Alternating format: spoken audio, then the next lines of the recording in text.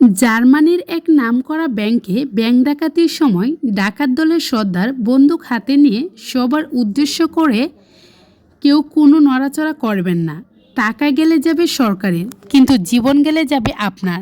তাই ভাবনা চিন্তা করে আপনার পরবর্তী পদক্ষেপ ঠিক করুন। এই কথা শোনার পর সবাই শান্ত ও চুপচাপ হয়ে নিচে শুয়ে পড়েছিল। এই ব্যাপারটাকে বলে মাইন্ড চেঞ্জিং কনসেপ্ট, অর্থাৎ মানুষের ব্রেনকে আপনার সুবিধা অনুযায়ী অন্যদিকে কনভার্ট করে ফেলা। সবাই যখন শুয়ে পড়েছিল তখন এক কর্মী সুন্দরী মহিলার কাপড়টা দুর্গর্ভবশত পা থেকে একটু উপরে উঠে যায়। ডাকাত দল চিৎকার করে বলেছিল, আপনি আপনার কাপড় ঠিক করেন, আমরা এখানে ডাকাতি করতে এসেছি, র্যাপ করতে নয়। এই ব্যাপারটাকে বলা হয় প্রফেশন বিং প্রফেশন, অর্থাৎ আপনি যেটা করতে এসেছেন সেটাই মনোযোগ দেন, যতই প্রণব থাকুক না কেন নিজের কাজেই ফোকাস করা ভালো। যখন ডাকাত দল ডাকাতি করে তাদের আস্তানায় ফিরে গেল তখন একজন জুনিয়র ডাকাত বলল, টাকাগুলো গনে দেখার দরকার। ঠিক তখনই সিনিয়র ডাকাত বলল, আমাদের কষ্ট করে টাকা গুনতে হবে না, কিছুক্ষণ পর কবরের চ্যানেলগুলোই বলে দিবে ব্যাংক থেকে কত টাকা চুরি হয়েছে। এই ব্যাপারটাই বলে এক্সপিরিয়েন্স, অভিজ্ঞতা, যে গতানুগতিক সার্টিফিকেটের বাইরে গিয়ে কাজ করে, এটা তারই উৎকৃষ্ট প্রমাণ। ওইদিকে ডাকাত দল চলে যাওয়ার সাথে সাথেই অফিসের এক কর্মচারী বলল, চলেন আমরা পুলিশকে কল করে, ডাকাত দল হয়তো বেশি দূর যেতে পারেনি, তাদেরকে ধরে ফেলতে পারবে।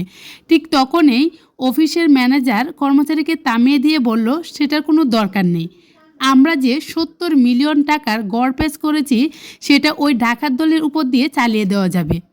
ঠিক কিছুক্ষণ পরে খবরের নিউজে খবর এলো, ব্যাংক থেকে 100 মিলিয়ন টাকা লুটপাট হয়েছে।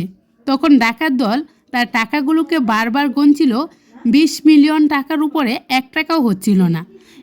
তখন ডাকাত দলের ওই কর্মী বলল, শালা, আমরা এত কিছু করে, এত কষ্ট করে, এত প্ল্যানিংয়ের পরে 20 মিলিয়ন টাকা চুরি করলাম, আর ব্যাংক ম্যানেজার কলমের এক কুচাতেই 80 মিলিয়ন টাকা গায়েব করে দিল।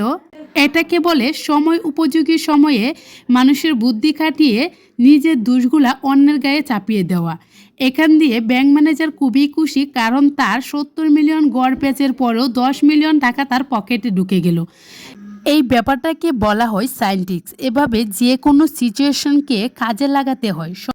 আপনারা যারা সম্পূর্ণ গল্পটা মন দিয়ে শুনেছেন এবং তার মূল অর্থটা বুঝতে পেরেছেন, তারা প্লিজ কমেন্টে জানাবেন আমার গল্পটা কেমন হয়েছে এবং কথাগুলা কতটা স্পষ্ট এবং সুন্দর হয়েছে। তাহলে আমি লং ভিডিও দিতে উৎসাহ পাবো ইনশাল্লাহ। আপনাদের ভালোবাসা পেলে একদিন অনেক দূর যাব।